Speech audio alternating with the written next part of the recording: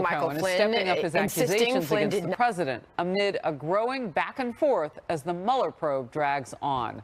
You're watching Outnumbered. I'm Harris Faulkner. Here today, Melissa President Francis, Trump defending Fox Michael News Flynn, contributor Lisa insisting Booth, Flynn did Fox not News lie contributor when questioned Jessica by Tarloff, FBI agents, and said special counsel Robert Mueller pushed for a charge in the case. Congressman Darrell Issa is a member of the House Judiciary and Oversight Committees, and he joins us now. He is outnumbered. Great to see you. Good to see you too, Harris. What did you say? I said it would look really bad if I tried to grow. It'd be like a No, Robert I Mueller don't type of look. For the record, election. Jessica and I endorsed Senator Ted Cruz's beard. Very pro-beard. Pro-beard and a bipartisan endorsement, no less. The police have just done in this case. I'll tell you about that. Horrific crash.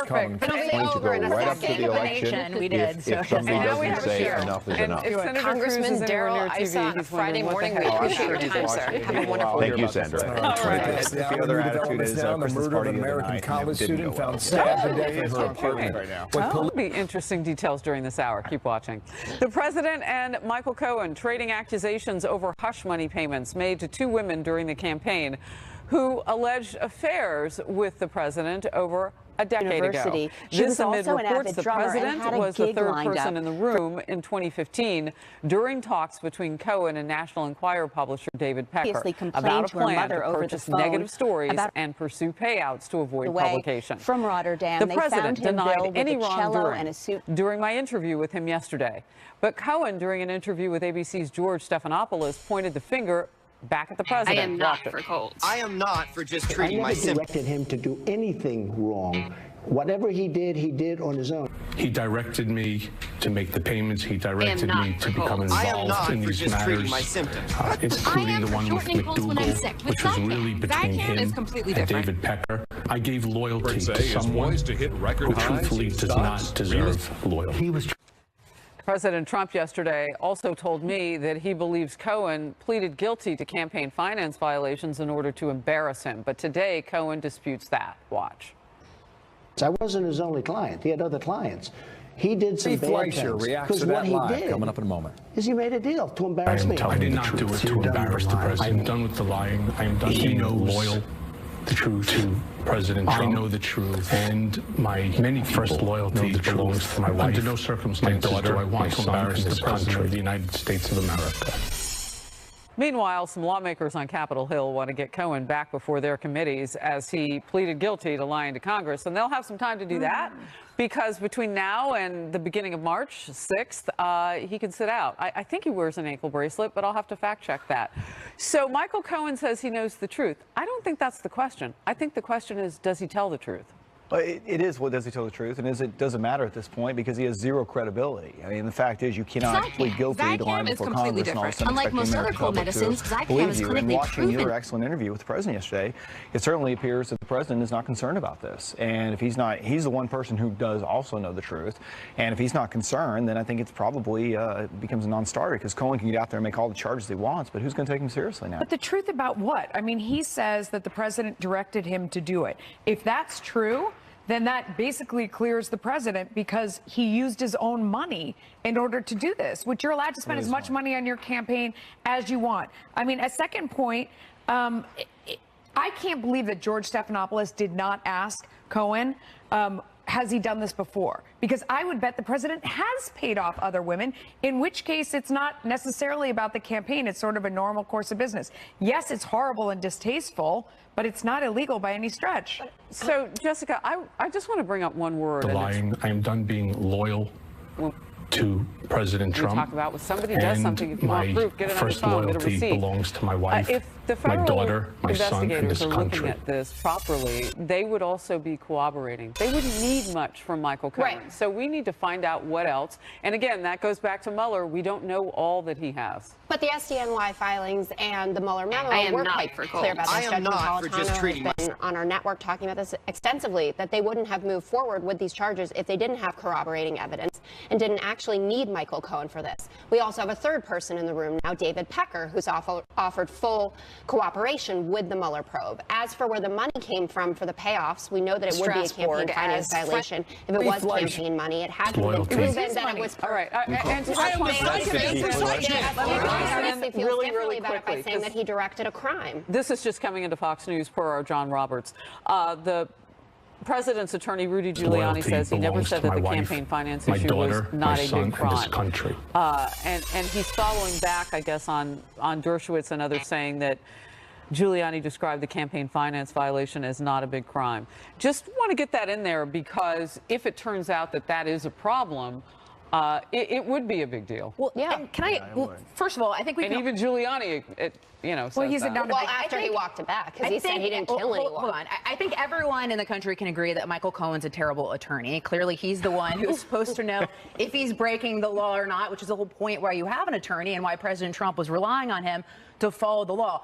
In regard to the legal aspect of this, it's up for dispute if President Trump broke the law or not. You also have people like former FEC Commissioner Bradley Smith who said that he doesn't think that there's anything criminal here in what President Trump did. So I think that is up for dispute. The bigger issue for President Trump is the political one. But even on that, he has a safeguard in the Senate with a 53 Republican majority, because even if the House brings impeachment proceedings, the House or the Senate is not going to convict him. They would need 2/3, 60-vote supermajority with a 53 Republican advantage in the Senate. That's not going to happen. So the way I look at this, if you actually step back from a 30,000-foot level, the president doesn't look French like he's that bad announcing here, a fourth person has died. I want to go back to what Melissa said, though, because what you were talking about is the actual paying. And Michael Cohen says he would have paid on his own. That is not the case with AMI, who just cut this immunity deal. Right. So I want to saying that in and of itself was a campaign finance violation. Well, I'm talking about with relation to Michael Cohen and another question that Stephanopoulos missed. This president has made it I don't know, clear maybe half these questions were on the edit room floor because he missed some of the biggest, most obvious ones. If you knew this was illegal, did you tell the president it was illegal? This video and nobody's asking him that question. He said he told him it was New Jersey highway. But did he tell him it was illegal? If he thought it was, because he says he knew it was illegal. Did you tell the president you were his legal counsel? He never claims the president that he trusted him to do. He never claims he told the president it was illegal. He's his legal counsel. How's the president supposed to know? The president told me yesterday, and everything we said was on tape, so we can roll it if we want to. But he said this he president has made it clear that he paid for will services secure and he this trusted country. that he was getting them. But you ask a very important question. When your attorney says something's wrong, are we supposed to assume then that it's illegal or that he wouldn't advise you to do it? I don't know. Those might be true if he goes and does it for you. I mean, if you think about it, I have a tax lawyer and you ask them, is that legal? I mean, that's like what you have a lawyer for. Is this legal? Is it not? Yeah, but that's where he goes and files those tax returns even regardless. No, I know, but I'm just saying as an example. Where the direction comes into import here, right? So who directed whom? I want our viewers to hear you say. Well, it's just, I mean, if Cohen said this is wrong, yet did it anyway, does that then absolve? And the president said, well, if it was wrong, why would you go do it? I mean, at that point, you're the one supposed to give me legal advice that you do it anyway. And they both say different things. But Judge Napolitano is not the. There's a lot of people out there saying a bunch of different things, and I think the conversation we're having on the couch proves that it is ambiguous in how much legal trouble President Trump is in right now. Also, campaign finance. Well, hold on. Campaign finance violations are also typically met with fines, not any sort of criminal action. Further, for campaign finance violations, for the prosecutor, there's a very high level of burden of proof for intent, and right now it seems like that is very ambiguous for the president. So there seems to be a lot of gray area here. Yet Democrats try to act like this is some sort of black and white situation, and it certainly doesn't appear to be. It seems to be quite black and white for SDNY here, and they know better than we do. And yes, there are many people who think what you think, but Judge Napolitano is not on his own here, and he made it very clear yesterday talking to Fox. Him, but there's a lot of different who said it's like if you direct someone to commit a murder, you are charged equally for having directed that as the person who executed it. And if President Trump was the one making the negotiations with David Pecker, and as Harris pointed out, that one was from campaign funds, and he did that himself, then he certainly is in trouble. There's also more to that. Well, that's campaign finance. But campaign finance is a crime to have committed it, and yes, usually it is fines, but it wasn't, as in the case of President Obama, it wasn't President Obama saying, go out and do this thing so I can essentially defraud the American people so they don't know that I was doing these things. And then I don't know how. So what the president says is that he did not direct Michael Cohen. I want to give you the last word. You know, I think, look, I'm going to end where I started. I mean, the bottom line is Michael Cohen has no credibility here. There's very few people who are going to take what he says and believe that this is for some reason that either the president should be brought up on legal charges, be impeached, or anything like that. I mean, he's Michael Cohen, who just has been convicted of lying, and that is, I think you have to consider the source here. And as I said, with your interview yesterday, the president did not seem concerned about this issue. All right, we'll move on. A deadline today for the special counsel amid a bombshell claim from Michael Flynn's camp that the FBI pressured him into not bringing a lawyer to the interview with agents. What we can expect. Plus, the Democrats and the president appear dug in over border security about a week out from a possible government shutdown, a partial one. The push for a compromise with time running out. We know there's criminals in this flow. The need for the wall has never been clearer. Wall's work, and yet Democrats are saying they will not fund the wall. $10 that he wants for his border wall as the fiery rhetoric continues days after their tense encounter in the Oval Office. The president, in a video posted on Twitter, calling top Democrats like Chuck Schumer hypocrites on border security. Watch. The Democrats are absolute hypocrites. All along, they've been supporting walls and supporting fences and supporting all sorts of border security. Whatever it takes to get border security, I will do it. I pledged that a long time ago, and I will pledge it always. We've done a really fantastic job with what we have. We can do an almost perfect job if we have the wall. The video also includes old clips of Schumer, Hillary Clinton, and former President Obama talking up barriers and the need to curb illegal immigration, and President Trump saying Democrats won't back a wall now, quote, because of me and Schumer not budging. I want to be crystal clear. There will be no additional appropriations to pay for the border wall. It's done. The president repeatedly promised that Mexico would pay for his unnecessary and ineffective border wall. In his words, 100%. Meantime, Politico reporting the president might back a bipartisan package of spending bills to avert a shutdown.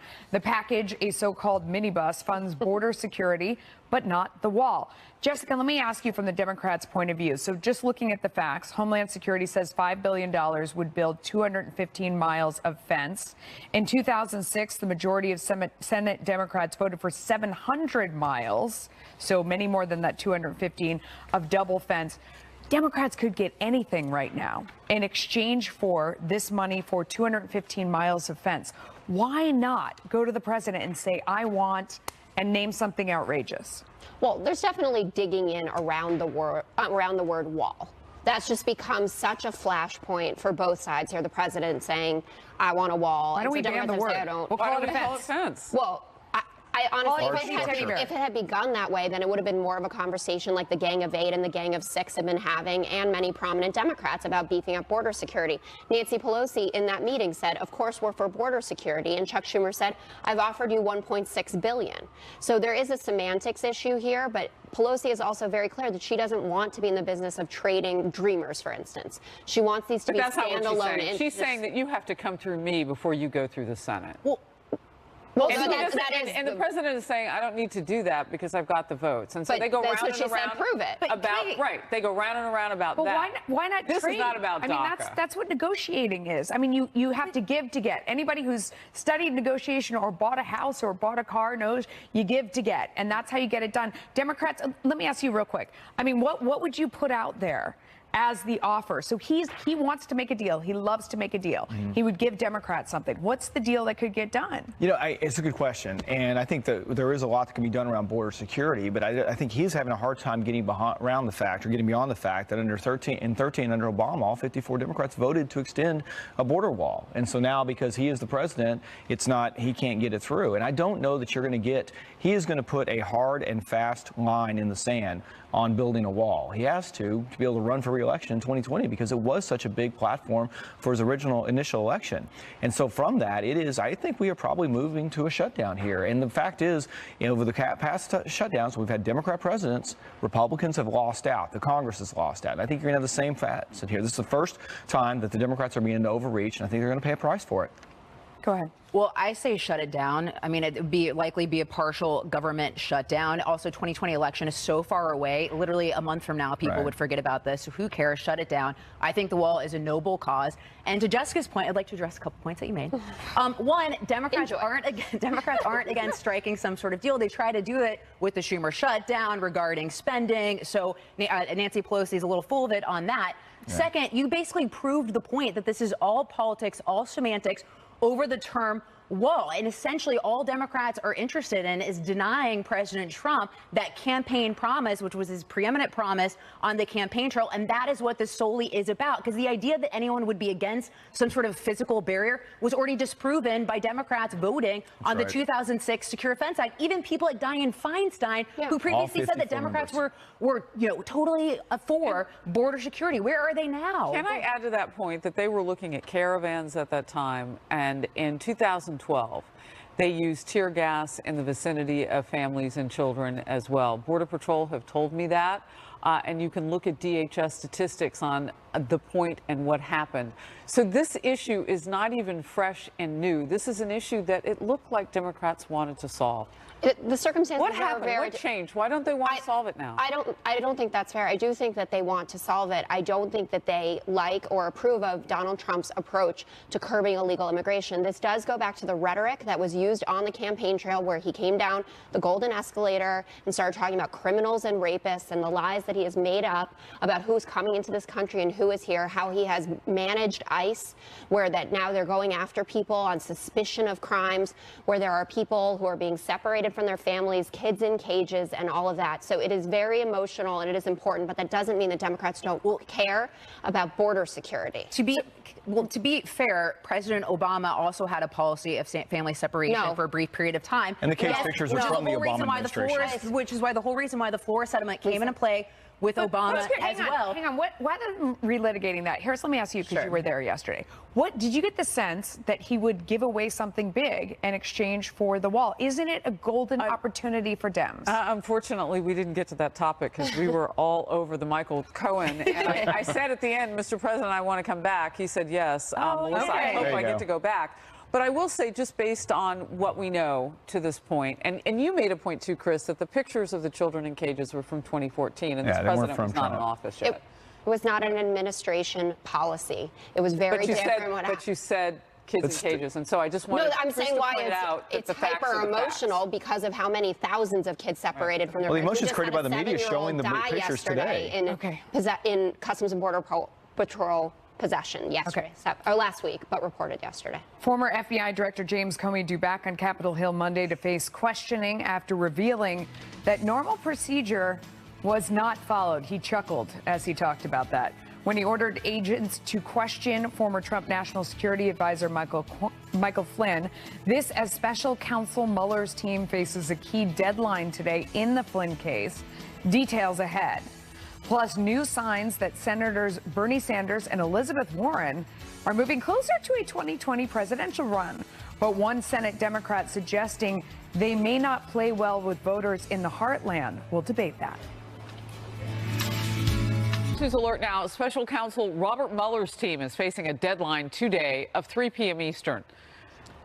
The team has to turn over documents to a federal judge on the FBI's handling of its interview with former National Security Advisor Michael Flynn. This after the bombshell claim by Flynn's attorneys that the FBI pressured him into talking without an attorney present.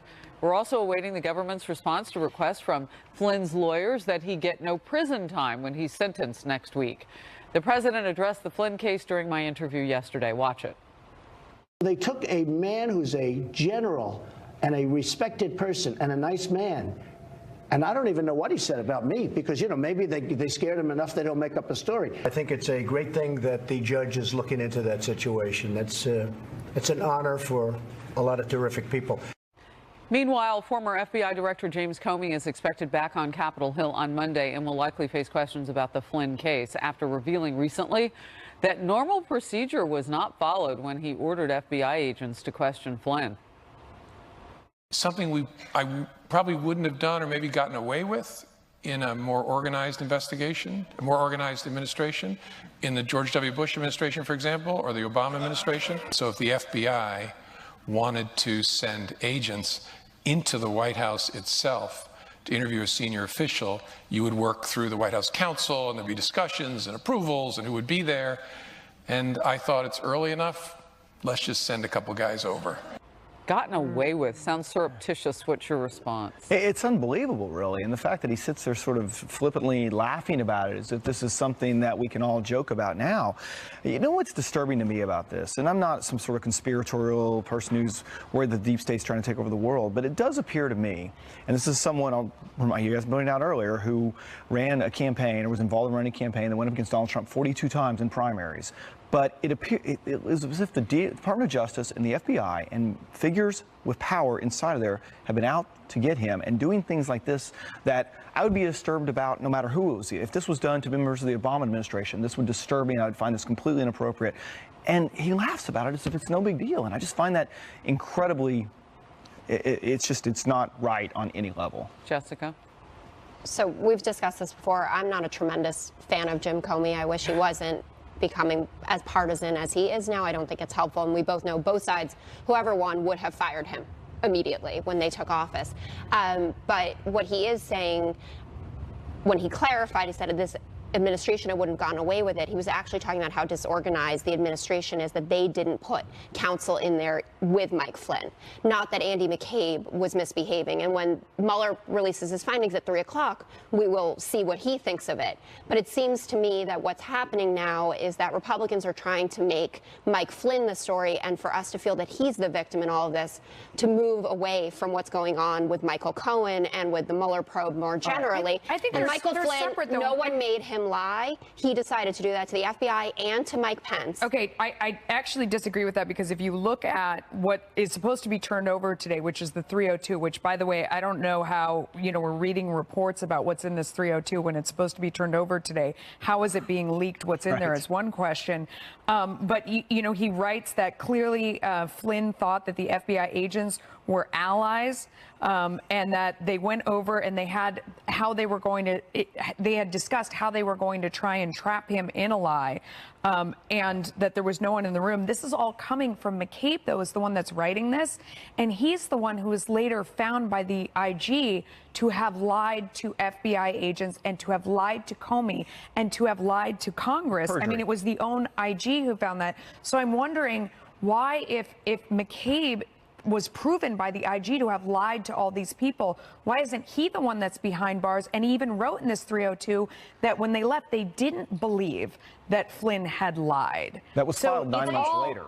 The 302 was filed 9 months after the fact. It's supposed to be done minutes after the fact. But they didn't believe he was lying, though, as to your point, where you say he lied. They didn't think he was lying. Well, hold on just one second. There are two big points that everyone should be concerned with, Republicans or Democrats. The first is the FBI should have never interviewed Flynn to begin with, because the idea that he violated the Logan Act is a joke. It's a 218-year-old law. No one's ever been prosecuted. That by itself should disturb people, that he was ever interviewed to begin with. He had the authority to talk to Kislyak. The second thing that everyone should be concerned about is, apparently in a national security probe, you don't have to let the person know that there's potential criminal violations for lying. That's the bigger problem of all of this, is that the investigation into the Trump people, as well as Russia, was a counterintelligence probe, and also the special counsel probe is a counterintelligence probe. Hold on. The problem with that is that it protects them, one, because it's classified, so they don't have to disclose certain information outside of a FISA court. They have to disclose certain information to the courts. And it also gives them broader authority to essentially go on a fishing exploration, because they don't have to, like a criminal investigation, establish a crime from the beginning. And I want to give Chris last word. Go ahead. Well, it's tough for me to disagree with any of that. I do think it is. There's a lot going on here to be concerned about. But I think just the cavalier way in which it's been handled, and the fact that it's just like, it's almost like they're trying to destroy people's lives for sport. And that's what I take away from it. From, again, the filing of these papers at work that's supposed to be done minutes afterwards. Do you think Flynn gets prison time? No, I don't. Okay, we'll move on. Challenge accepted. During my interview yesterday, President Trump dared a couple of GOP critics to challenge him in 2020, and now a sassy response from outgoing Ohio Governor John Kasich, the warning from his advisor, and what it could mean for the GOP heading into the 2020 year. We'll debate it next. Elizabeth Warren met earlier this week amid speculation that each will run for president, according to two Democrats briefed on their discussion. Only the two senators were present, and they stated what has become clear to many, that they are both seriously considering seeking the Democratic nomination in 2020, but they reportedly did not seek to coordinate their ambitions or to try and talk the other out of running. All this as Missouri Democrat Claire McCaskill says she's not sure anyone from her party's progressive wing could win her state in 2020. In an interview with MSNBC, McCaskill, who lost her seat this fall, was asked whether Warren, Sanders, or Senator Kamala Harris stood a chance in Missouri. Watch. I do think that what, as a party, we need to do is make sure that we are nominating someone who is inspirational and who can convince the American people that they can make things change. And it's very hard to make things change if you're hanging out at the ends of the spectrum, if you're on opposite sides of the room.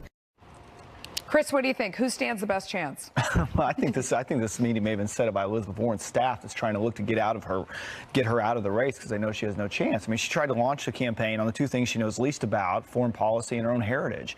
And it is, right now you've got people around her apologizing for the way in which she's acted. She hasn't even announced her campaign and it's already fallen apart. And you've got a poll out of Massachusetts that shows only 11% of Democrats even think she should run. So I think this is a non-starter, but I can't point to any of the, I don't know how many there are, Jessica, 40 to 50 people on the Democratic side now. 55, please. Okay, well, Michael Avenatti did announce last week, I think, that he's not running, so you lost one, unfortunately. But I was looking forward to those Trump-Avenatti debates. Those would have been off the charts. They'll probably still happen on cable news. I really hope so. I really hope so. But it's just who cares at this point? And it is, I don't know who the Democrats can put forward that could win Missouri. They're not going to win Missouri. The question is whether or not they can go back and win states like Pennsylvania and Michigan. Those are the ones that they have to be worried about. You're nodding. Who do you think is the best? Joe Biden is the best. I mean, he is 20 points ahead on the meeting. No, he wasn't. Well, that was the progressive meeting. And what was very clear out of the meeting was that they wanted everybody to know that no one is bullying anyone out of running. Because after what happened in 2016, when the narrative was that the DNC worked for Hillary, you know, to somehow get her those extra 4 million votes, that Bernie was bullied out of nomination, and then they can go with who would have won. So you need to be very careful. Yeah, come on. And there was even a lot going on. There was a lot going on, but we don't want that narrative again. And you even see the work that David Sirota, works for Bernie Sanders, is doing already. So everyone should take their time and decide what they want to do, and we'll see who actually goes for it in the end. We know Joaquin Castro. Between those two, who would you support? Oh, I would vote for whoever's on the ticket, but that's not my side of the party. So it's. Wow, that was a dodgeball day. No, I think that's what any moderate Democrat would say. Whoever is our nominee, I will support. So who is the moderate Democrat that could win? That can win? It's tough. I mean, we talked about this before. I think Sherrod Brown should be involved. For sure, Amy Klobuchar is great, but I think you could have a Kamala Harris, Sherrod Brown ticket. I have one on my show today, Evan Bayh, moderate Democrat. Who couldn't get reelected in his own state. My old boss worked for. Could not win his own state. Yes, but one thing, that's the problem. You cannot nominate a moderate Democrat. They will nominate whoever is as far to the left as possible. I don't think that's true because Hillary wasn't the first. I also think that we have to think about the dynamics, too, of what the primary field is going to look like for Democrats, and it's probably going to be very similar to what Republicans had in 2016, where you have a really crowded primary field.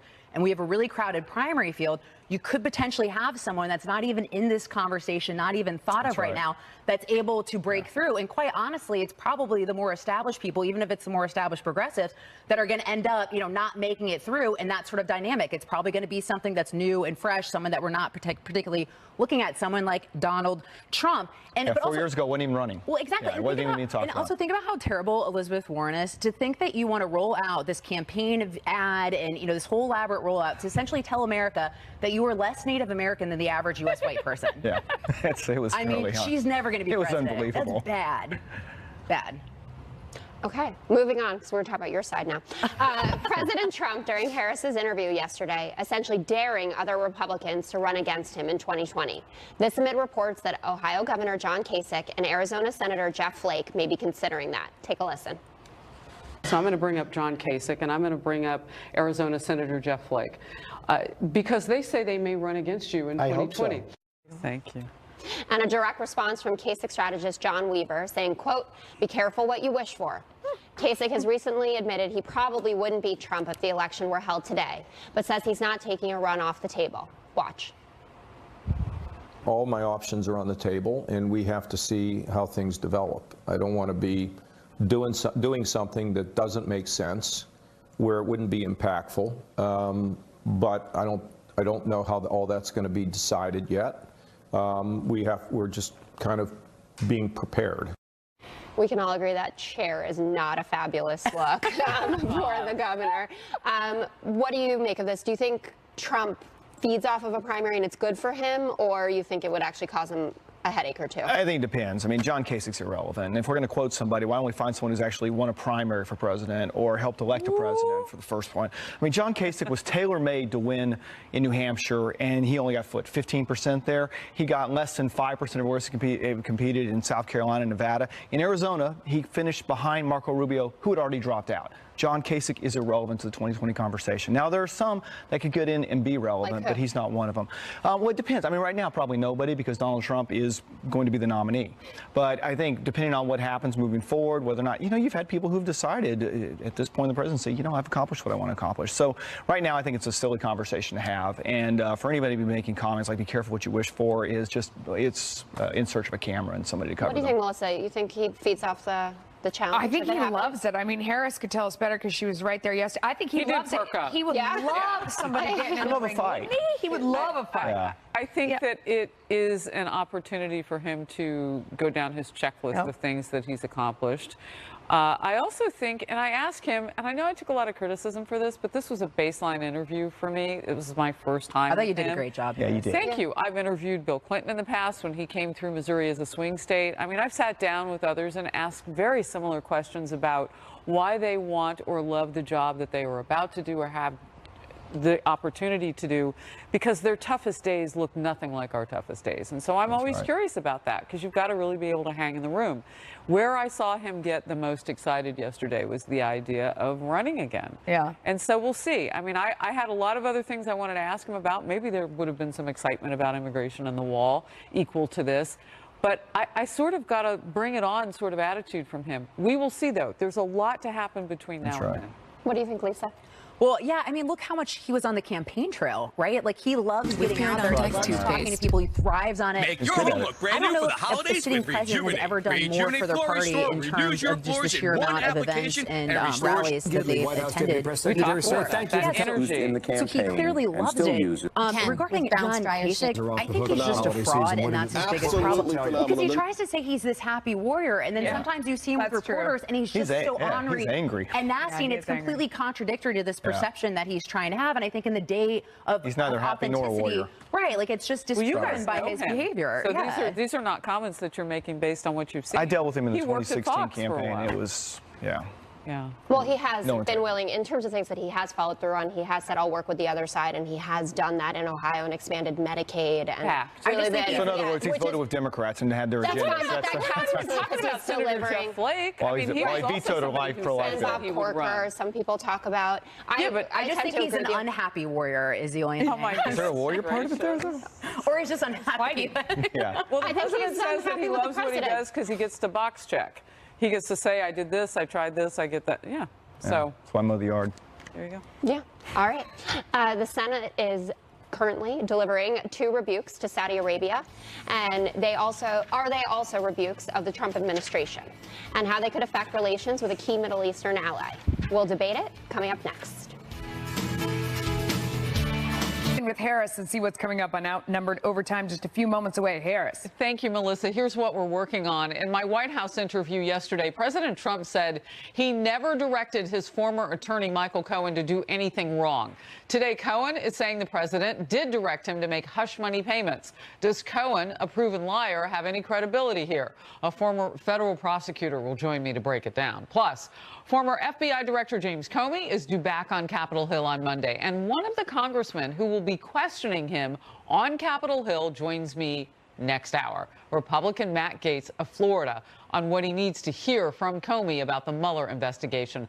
Watch it. Top the hour. Outnumbered Overtime. Back to you, Melissa. All right, thanks. The Senate passing 2 non-binding resolutions yesterday that stand in stark contrast to the Trump administration's stance on Saudi Arabia. One, introduced by Tennessee Republican Bob Corker, condemns the Saudi crown prince for the brutal October murder of Washington Post columnist Jamal Khashoggi in Turkey. President Trump has yet to endorse the CIA's reported confidence that the Crown Prince was involved. The other Senate resolution would end U.S. military support for the Saudi-led war on Iran-backed rebels in Yemen. It's the first time the Senate has used the powers granted under the 1973 War Powers Act. Here are the resolution's co-sponsors, Senator Bernie Sanders and Mike Lee. Take a listen. It's not just the murder of one journalist. It is the starvation of 85,000 children and imminent starvation of millions more.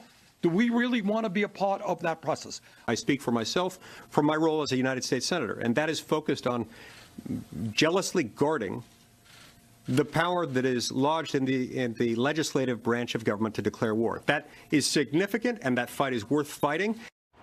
So now that resolution goes to the House, which is not expected to take it up by the end of the year. But meantime, outgoing U.S. Ambassador to the United Nations, Nikki Haley, this morning calling out Iran in all of this. The world's worst humanitarian crisis demands more than hope from the Security Council that peace will come to Yemen. It demands that we take action to hold all the warring parties accountable. It demands that we address the Iranian aggression at the root of the crisis. So, Chris, you deal in the world of optics and polling. How does the public perceive all this? You know, I think it's fairly remarkable, Lisa. This is really the first time that we've seen the Republicans in the Senate take a hard break with President Trump on something. And as you know, Senator Lee is a client and a very good friend. And I've in communicating with him as this was going on, I mean, I think it's important. If you're going to take a stand on something, this is the right place to take a stand on both levels. On the fact that it is wrong what happened to Jamal Khashoggi. It is wrong what is going on in Yemen. But the other facet of this that's got to be balanced against it is Saudi Arabia is an important ally to us in the fight against Iran in this situation. And we can't just, it is a tough balancing act. So I take pride in what my friend Mike Lee did here and the fact that they are enforcing the war powers out for the first time since 1973.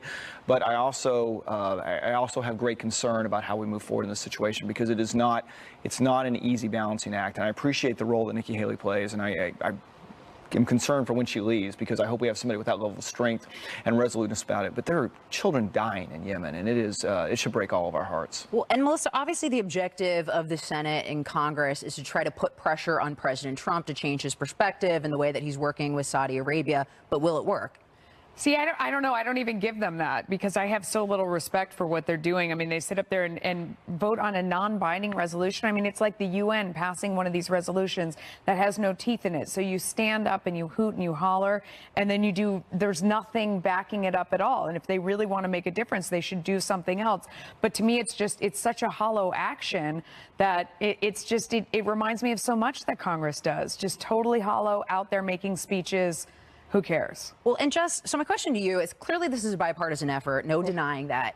But my only question is for Democrats and the supporters of the Iran deal, the preeminent concern to them is not doing business with countries that have egregious human rights records. But then why were Democrats supportive of the Iran deal?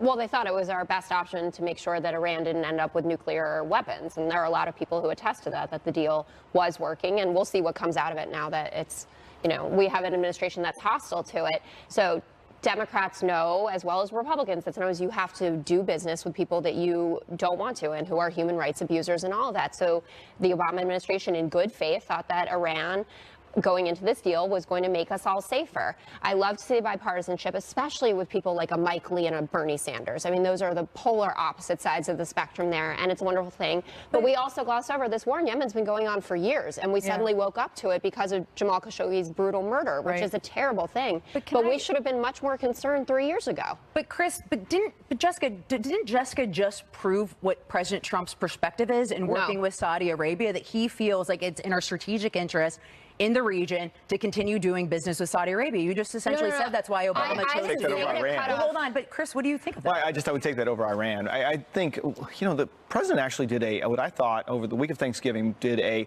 pretty phenomenal job of laying out the reasoning. And I wish he did more of this as to why it was important for the United States to continue a relationship with Saudi Arabia. Because I think a lot of people right now are questioning the significance of that. And I would submit, for the same reasons as Jessica pointed out, although I would say they're very different in terms of their conclusion, that the Obama Obama administration continued to work with and grant and give billions of dollars to Iran. Money. Yeah, it was a lot of money. Well, we froze and gave it back. But it's okay. Can I say, but very simply, I mean, the reason to continue a relationship with Saudi Arabia is for the sake of Israel.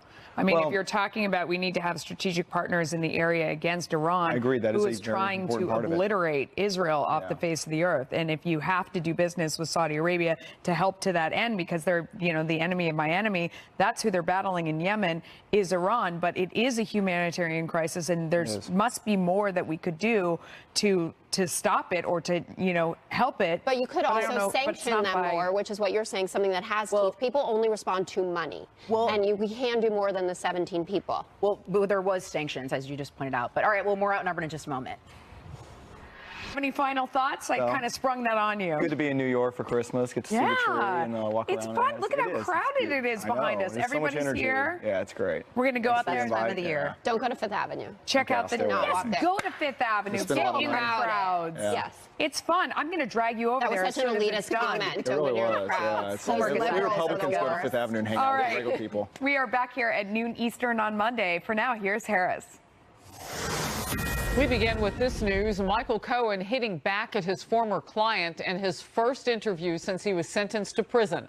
I'm Harris Faulkner. You're watching Outnumbered Overtime. The president's former personal attorney speaking out just days after he was sentenced to 3 years in federal prison.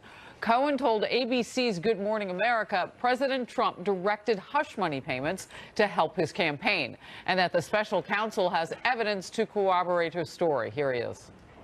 He directed me to make the payments. He directed me to become involved in these matters, including the one with McDougal, which was really between him and David Pecker. The special counsel stated emphatically that the information that I gave to them was credible and helpful. There's a substantial amount of information that they possess that corroborates the fact that I am telling the truth.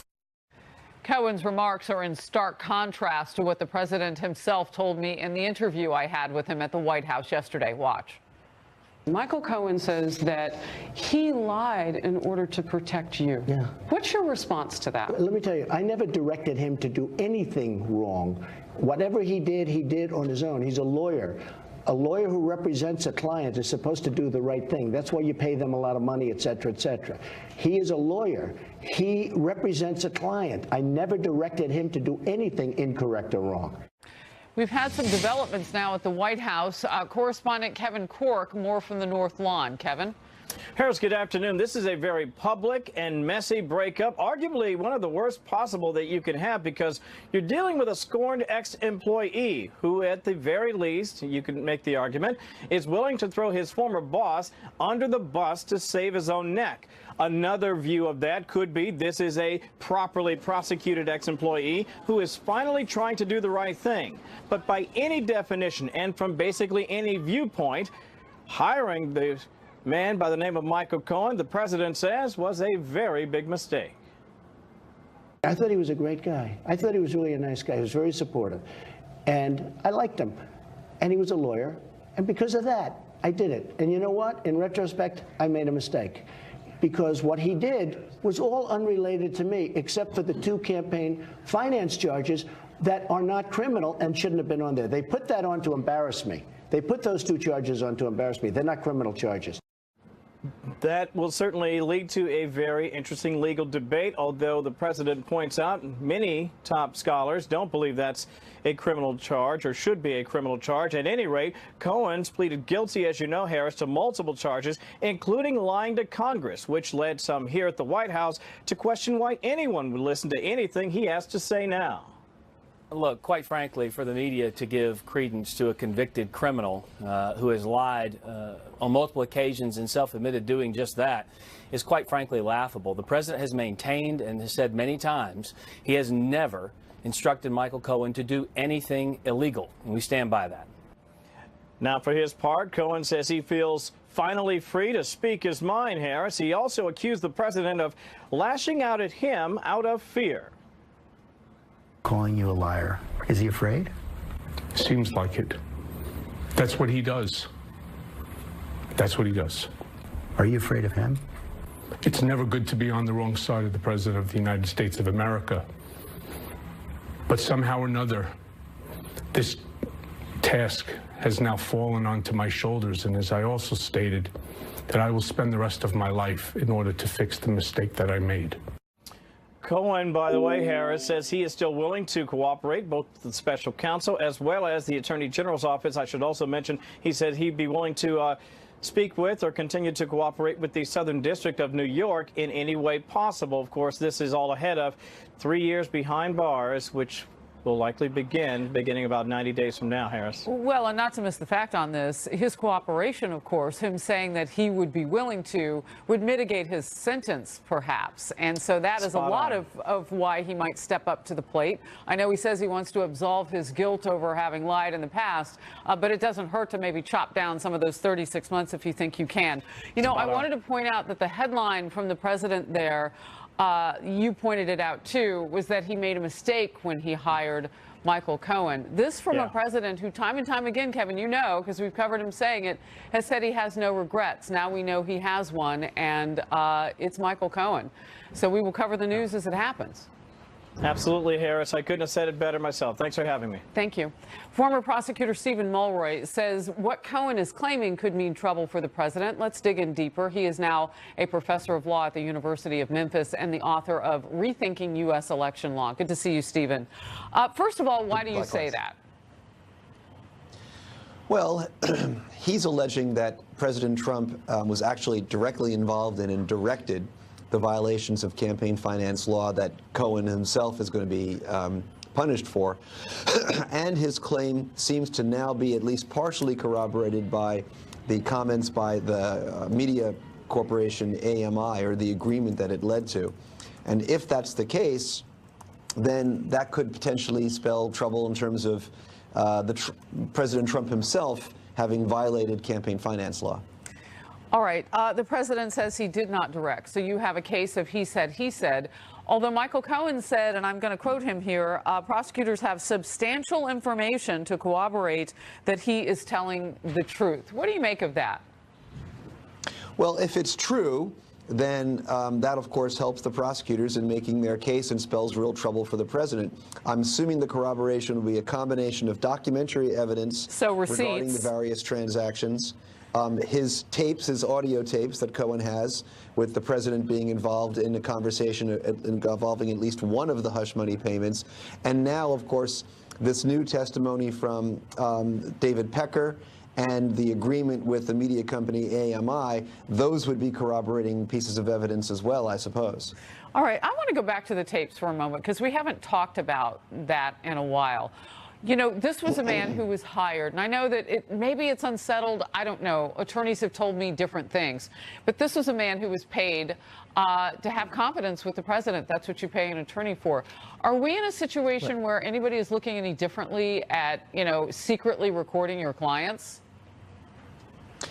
Well, I don't know if it's against the law, because I believe one-party consensual taping is legal in the state where it occurred, but it certainly is unusual behavior for a lawyer to be taping conversations with the client. You have to wonder what was going on in Cohen's mind at the time when he did that. So that's certainly something that, you know, gives one pause.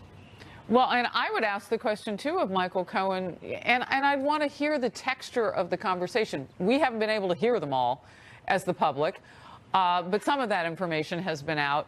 You know, sometimes you can say something to somebody and it might be different if you thought other people were going to hear it. And I would say that on both sides of the conversation. As an attorney, how do you look at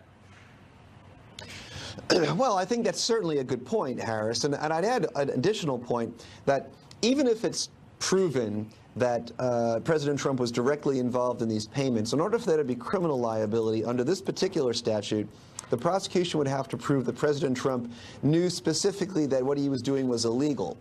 Now, there is this defense called good faith reliance on counsel that says if your lawyer tells you it's okay and you rely on that and you sincerely think that what you're doing is legal even though it's not legal, then in certain types of prosecutions, and this is one of them, that could be a defense. So the fact that President Trump is saying, well, I relied on Michael Cohen, he was my lawyer. That gets to the heart of the question, because I'm not really sure now whether the question is anymore about whether the payments took place or whether Trump knew about them. I think the question is going to be, did he know they were illegal at the time that he was involved in them? Also in the headlines today, as you well know, special counsel Robert Mueller's team has until 3 p.m. to turn over documents to a federal judge on the way that the FBI handled interviewing with former National Security Advisor Michael Flynn. Flynn's attorneys are saying the FBI pressured him into talking without a lawyer present. I want to get your response to that. So it doesn't seem like it's necessarily best practice for law enforcement agents to try to pressure somebody not to bring a lawyer along for an interview. It's not technically illegal. It doesn't violate the Constitution to do that. Now, if this were a custodial interrogation, if Flynn had been in custody and asked to speak to a lawyer and do they you didn't think that allow normal that to people occur, understand the difference? I mean, when the FBI hauls you in, and I mean normal by anybody other than an FBI prosecutor, right, you do kind of get the feeling that you're in custody, right? I mean, we're not experts, so splicing the words, I mean, you're sitting down with the FBI. You might think they'd offer you, just like a local police department, an opportunity to bring in a lawyer. So it certainly can be intimidating to be called into an interview by the FBI, just as you said, Harris. And, the average person may not understand their options. I think he was being advised by counsel at the time, so that may have helped Mr. Flynn. But at the end of the day, while it may not be the ideal law enforcement practice, my understanding is that it isn't illegal for the FBI to suggest that he come unaccompanied by a lawyer. It wouldn't invalidate the testimony. It's just perhaps something that you would say is not the best practice from a law enforcement perspective. Yeah, I wrote that down. Not best practice. I don't know if you heard former FBI Director James Comey intimate that basically they got one over, that they might not have gotten over on other people. It seemed, I don't know. All right, I'll let you go. Thank you. Republican Congressman Adam Kinzinger, a member of the House Foreign Affairs Committee, forgive me, that's Senate, joins me now. Good to see you. You know what? I want to pick up on that point, because intimidation is something that most of us give into as human beings if we're sitting across from the FBI. Yeah, that's right. And your prior guest had it correct in saying maybe it's not illegal for the FBI to do that. And it may not be. I'm, as a not FBI he said agent, it's I don't know exactly what they have to abide by. But to call somebody and say, you don't need a lawyer, we're just going to kind of come in and bro out basically and chat, I think that sends a whole different message. And it'll be interesting to see what this judge says when he gets all the papers. And, yes, there's the fact that maybe it's not illegal, but he may look at this with a host of other evidence and say that this was a prosecution, at least in Flynn's case, that was done with bias. So I think this could be a piece of some broader piece of the puzzle, or the judge may just say, hey, why would you bring up and bias in terms of sitting down with General Flynn? So if they call General Flynn, for instance, and say, you don't need to bring a lawyer, and they try to catch him, maybe saying something untruthful or something that they could corroborate a different way. We saw at what you had mentioned, James Comey saying we pulled one over on him. And then if you take that with maybe, and I'm not saying they exist, I don't know about it, but maybe other pieces of evidence that show behavior patterns like that potentially, then you can look at that and from some various legal perspective say, it appears they had it out for this guy from the beginning. I don't know that, but this may be the piece of the puzzle that the judge is trying to put together. Or when it's all done, he may just say, okay, well, you shouldn't have done it, but anyway. All right. And I want to point out, too, you're a military veteran, so you understand that when you bring that general in, and I mean, there is some context to some of this. We'll move on with this. I want to talk with you about Michael Cohen and just first get your reaction to the news today of him reacting to my interview with the president, where the president said he did not direct hush money payments for him to pay off women. Michael Cohen says the president did. I don't think you can take a lot of what Cohen says. You have to take some of it with a grain of salt. I mean, really, this case comes down to whether the president knew what was being done or not.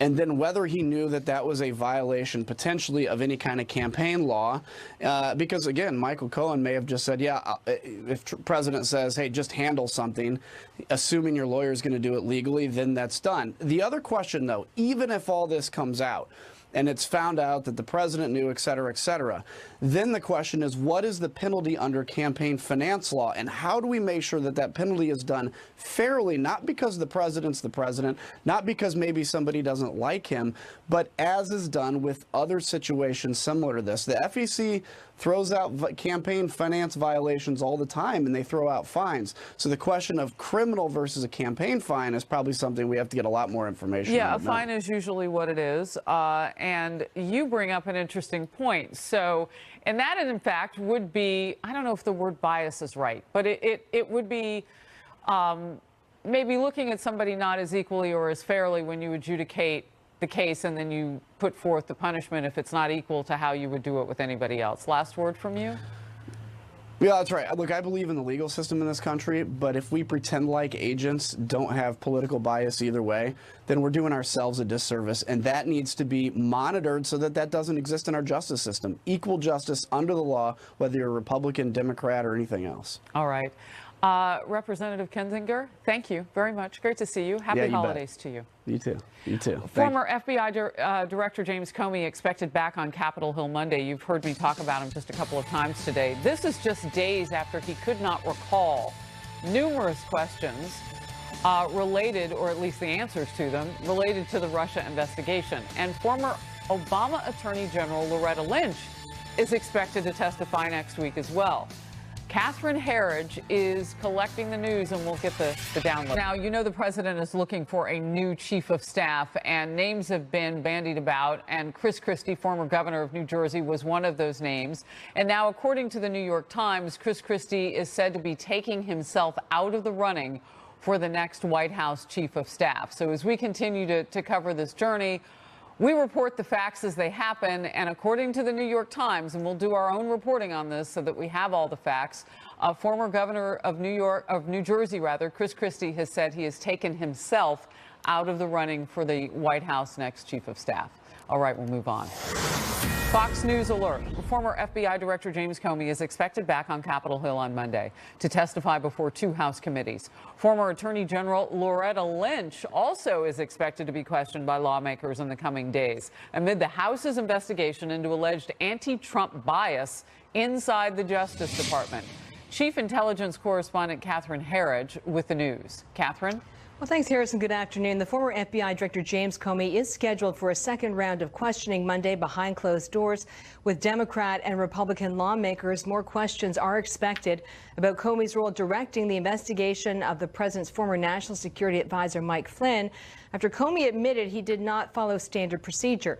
Republican lawmakers say they also plan to press Comey on his decision to leak his memos documenting conversations with the president to force the appointment of a special counsel.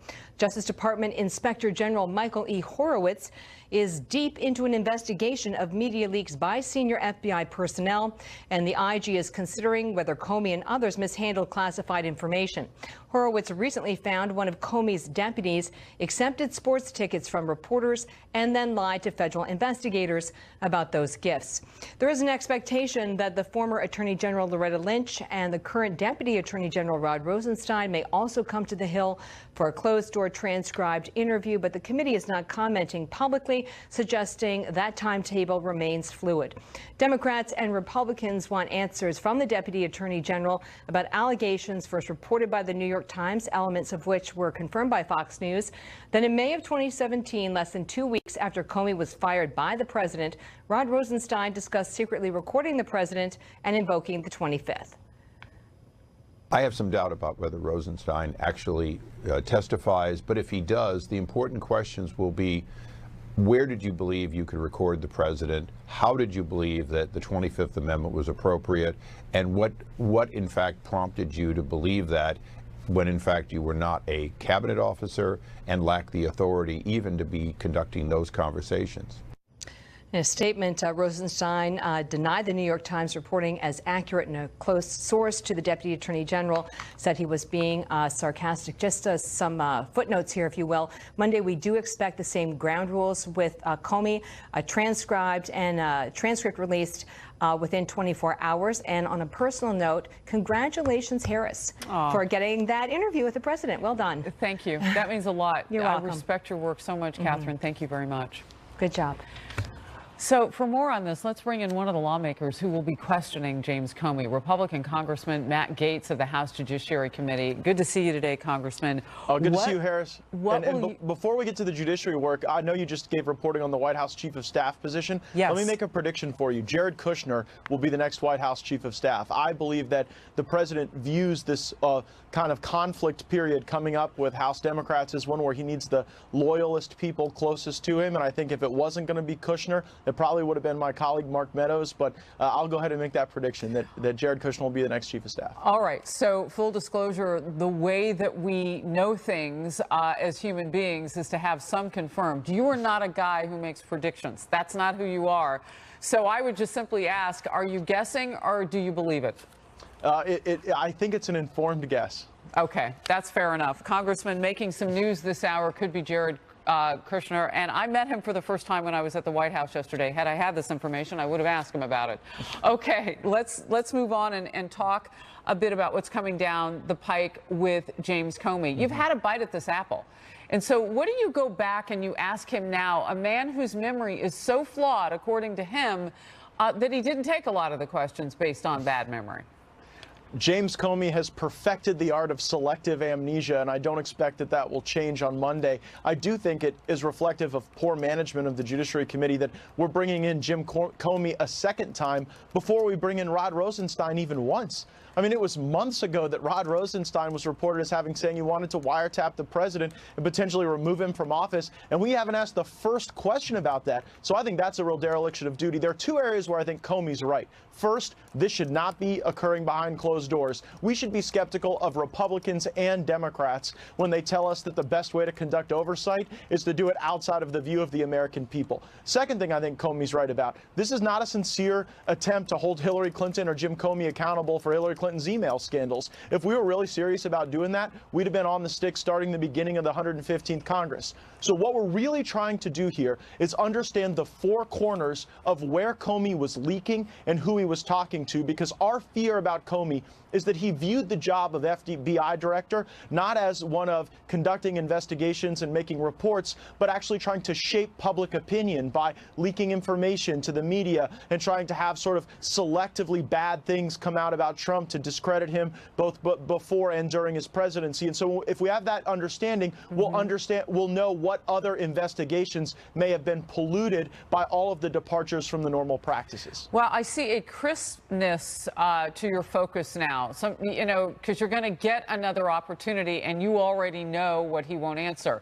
So it's interesting. You're not going to go down all those lanes that you know that have blocks. You mentioned the four corners of where the leaks may have come from. That's fascinating in the sense of how you then go forward with your questions. It is, and you should keep in mind that Michael Horowitz is still looking at those things. He actually gave a prelude to his investigation in his last report that detailed all of the bias in the Hillary Clinton email investigation by the people conducting that investigation. But he said that there were circumstances where people in the media were giving concert tickets and sporting tickets to people in the FBI. And then you have conflicting stories from Comey and McCabe about whether or not McCabe's leaks were just something that he had done as a result of going rogue, or whether those things were actually directed by Comey. So this is not about Hillary Clinton. This is about understanding where the culture at the FBI that had become so toxic under James Comey may have let us down in other ways. I'm going to step into just one more bucket here, and that is Mike Flynn, because he's sentenced next week. James Comey saying that, in terms of him not being told to bring a lawyer with him when he first was interviewed, that was something that they kind of, and I'm paraphrasing him, kind of got away with that they might not have with other administrations. I got to let you go. I'll bring you back. You broke some news. You say it's Jared Kushner as the chief of staff. I'm going to attribute you for that. You said it's an informed guess. Congressman of Florida, thank you very much. Thank you. Punishing Saudi Arabia. The Senate has handed down 2 rebukes to the Saudis and President Trump. What does this mean for U.S.-Saudi relations? A live report. Stay close.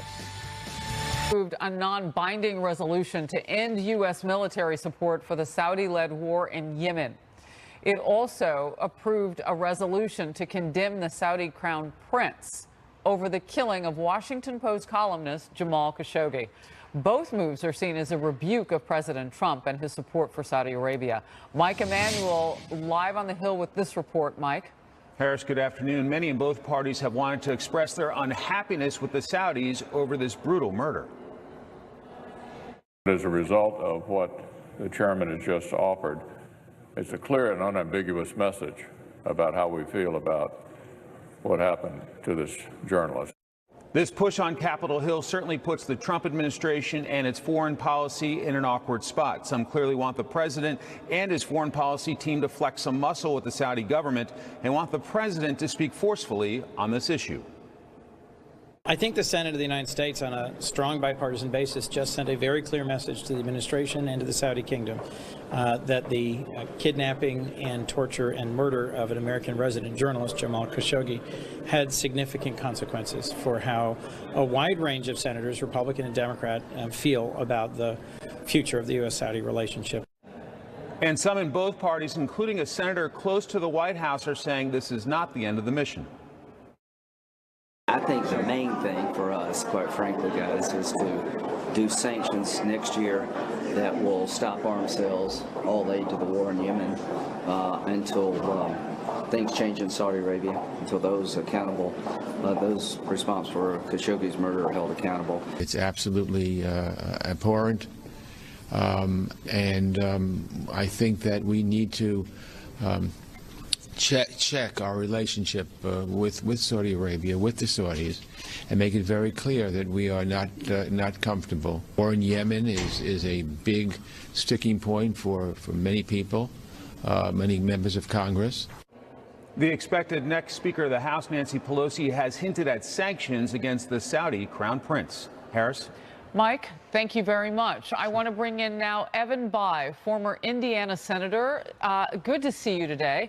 Let's talk about, and you've been described as a moderate Democrat, so I first of all want to get the politics at play here. Was this a rebuke against President Trump?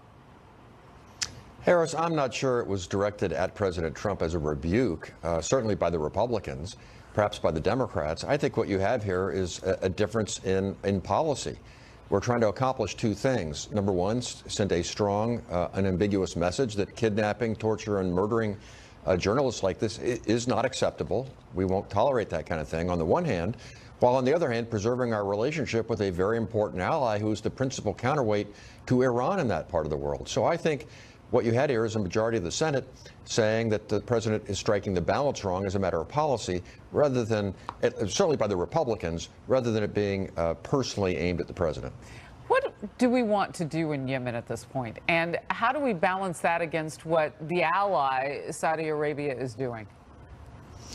Well, Yemen, unfortunately, has turned into kind of a quagmire, and Yemen has been a mess for a long time. In many ways, Harris, it's not a natural nation state. It was a forced marriage between the North and the South. They have ethnic differences, tribal differences, religious differences. And now, unfortunately, the Houthis, with some support from Iran, overran the country. The Saudis were afraid of that. They took action. They've not done a very effective job of taking action. A lot of civilians have been killed and so forth. So the question for us as Americans is, how do we basically get a ceasefire, some sort of stabilization there that brings the killing to a stop and does not empower the Iranians to really have a big toehold on the Arabian Peninsula? Yeah, and that's some of the pushback that you'll hear from critics of this resolution, that this doesn't do enough to hold Iran's feet to the fire. Are we at a point where that is less important to us and a moral compass or conscience, now that we've seen how many people have died on the ground in Yemen, takes over? Or can you do both? Well, we have to try and do both. You know, the big picture, long-term issue is, what about Iran? Iran has regional aspirations. They are causing real problems in Syria. They are causing problems in Lebanon. Just across the region, they are causing problems, and they view us with great hostility. So that's the big picture in the long run. And the Saudis are important to counterbalancing all of that. And by the way, they've also, Harris, worked with us on counterintelligence versus radical Sunnis. It was Saudi intelligence a few years ago that stopped the bombing of an American airliner that would have cost the life of several hundred Americans. So we have to kind of remember all that, while at the same time we're saying to them, look, you can't murder people like that. There's a consequence for that. And you've gotten yourself bogged down in a place here. It's not good for you. It's not good for the region. We have to collaboratively work to have a different course, to have a ceasefire, to stop the killing.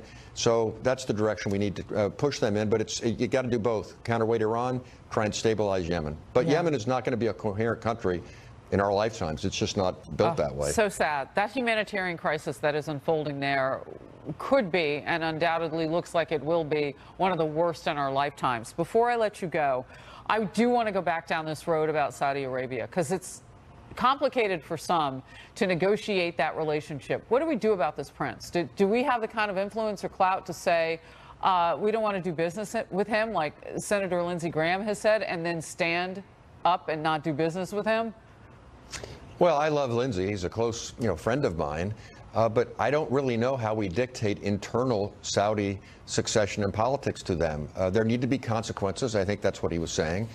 Their stock market has sold way off as a result of this controversy. The Crown Prince was shunned at the G20 meeting, and now you have a bipartisan majority. Well, not by President Putin. Well, not by Putin. They sat and did. They had the bro shake. Yeah, they were enjoying their time there. So, just to get out your thought. Well, by the Western democracy, so they are paying a price for this, and I guess sanctions will be debated. But if I were the Saudis watching all of this, I would realize pretty clearly you can't do this kind of thing again. And unless the Crown Prince is in complete denial, hopefully he'll begin to change the way he does business and cooperate with us a little bit more in places like Yemen, and no longer tolerate or be involved with this sort of assassination. Evan Bayh, former senator of Indiana, joining us, a Democrat, moderate one, as he's been described. Good to see you today. Thank you. Thank you, Harris. President Trump and top Democrats appear to be farther apart as the clock ticks down for lawmakers to reach a deal to avoid a partial government shutdown. We're watching it. Power panel weighs in. Stay close. From the government spending bill deadline, because they did that extension. Now we're almost there again. But both political sides appear to be dug in, with the chances of a partial government shutdown growing. Top Senate Democrat Chuck Schumer says Democrats will not fold in their opposition to funding President Trump's border wall. Watch it. I want to be crystal clear. There will be no additional appropriations to pay for the border wall. It's done.